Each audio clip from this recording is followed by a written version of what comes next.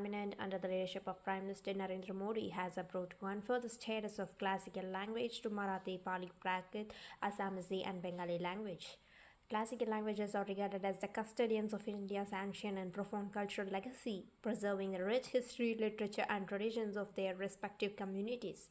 By conferring this status, the government seeks to honor and protect linguistic milestones of Bharat's diverse cultural landscape, ensuring that future generations can access and appreciate the deep historical roots of these languages.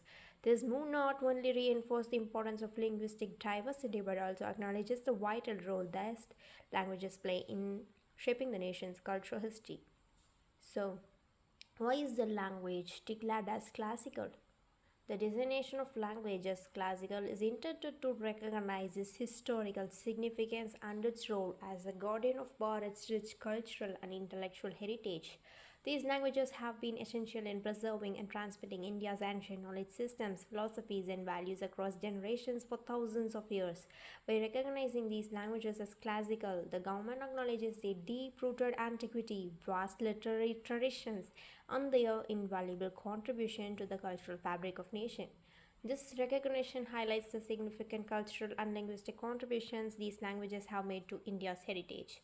It will not only elevate their stature but will also facilitate efforts toward their promotion, preservation, and further research of these languages, ensuring their continued relevance in the modern world.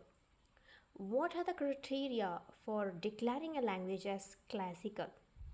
In 2004, the Government of India for the first time created a new category of language known as classical languages. It set the following as criteria for status of classical language: high antiquity of its early text or a recorded history over 1,000 years, a body of ancient literature or text which is considered a valuable heritage by generation of speakers. The literary tradition must be original and not borrowed from another speech community. This criterion was revised in 2005 and 2024 based on recommendations of linguistic expert committees and a Sahitya Academy to examine the proposed languages for the status of classical language. The criteria were revised in November 2005 as follows, and Sanskrit was declared as a classical language. High antiquity of its early text or recorded history over a period of 1500 to 2000 years. A body of ancient literature or text which is considered a valuable heritage by generational speakers.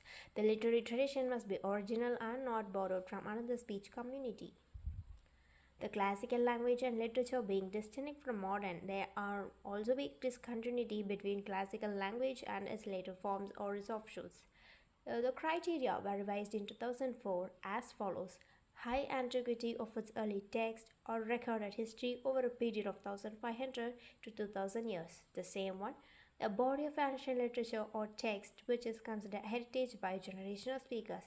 Again, the same criteria: knowledge text, especially prose text, in addition to poetry, epigraphical, and inscriptional evidence. Here it is a new thing.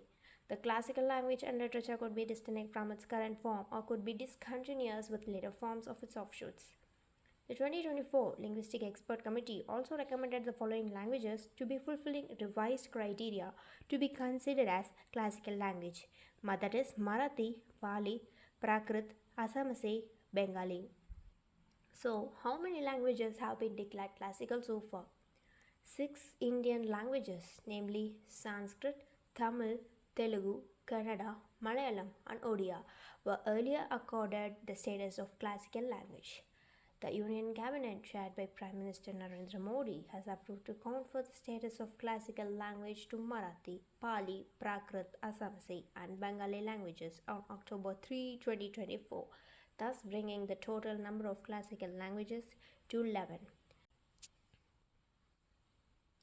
The Ministry of Home Affairs initially granted the status to Tamil in 2004 and Sanskrit in 2005, and Ministry of Culture took over the responsibility for further implementations and future recognitions. The Ministry of Culture established the Linguistic Expert Committee on November 1, 2004 to access future proposals for recognition of classical languages.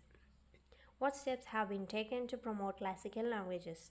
So, the Ministry of Education has taken various steps for advancing classical languages. In 2020, three central universities were established through an act of parliament to promote Sanskrit. The Central Institute of Classical Tamil was created to facilitate translating ancient Tamil texts, promoting research, and offering courses for university students and language scholars. To further enhance the study and preservation of classical languages, the Center for Excellence for Studies in Classical Kannada, Telugu, Malayalam, and Odia were established under the auspices of Central Institute of Indian Languages in Mysuru. Additionally, several national and international awards have been introduced to recognize and encourage achievements in the field of classical languages. Other benefits provided by the Ministry of Education include national awards for classical languages, university chairs, and centers dedicated to promoting classical languages. So, what is the impact of language being declared classical? The inclusion of languages as a classical language will create significant employment opportunities, especially in the academic and research sectors.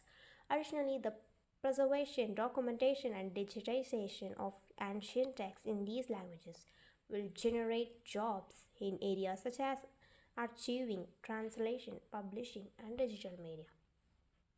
Recognizing the languages as classical encourages scholarly research, preservation, and revitalization of ancient texts and knowledge systems, which are essential to India's intellectual and cultural identity.